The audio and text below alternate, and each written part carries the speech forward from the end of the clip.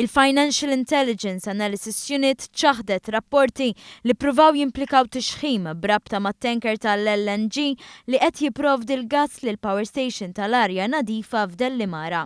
The Malta Independent allegat li kien hemm dawk li sejħet Kickbacks imħalsa lil Mizzi u Schembri u rrapportat li dwar dan hemm investigazzjoni tal-L-Fiau. Iżda il-Financial Intelligence Analysis Unit ċaħdet fi stqarrija mill-iktar ċara li hemm xi rapport konklussiv jew ir-riżultanzi li ġew allegati minn The Malta Independent.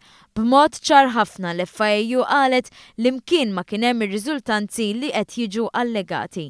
B'hekk kienet l-entità li suppost kienet qed tkun kwotata li spiċċat Tgiddeb lil The Malta Independent.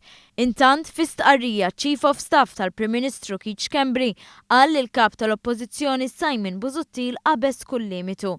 Schembri qal li kull allegazzjoni li saret kontra tiegħu dwar kickbacks, commissions u kull tip ta' ħlas li sar waqt li kien fil-gvern huma folots u qal li dejjem insista dwar dan għax dik il-verità u sostna li juntuża bħala suġġett ta' kampanja ta' attakki għal aktar minn sena iżda li din il-fabrikazzjoni ġdida mhix xejn ħlief kriminali.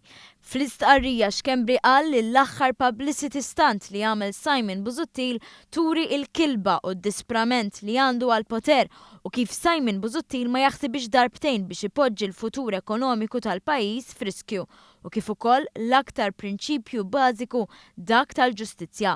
Il-Ministru Konrad Mizzi fi stqarrija wkoll qal li l-istorja koordinata li ppubblikat The Malta Independent hija gidba faħxija. Iċċara li hu qatt ma kellu kontijiet Dubai kif tajt The Malta Independent.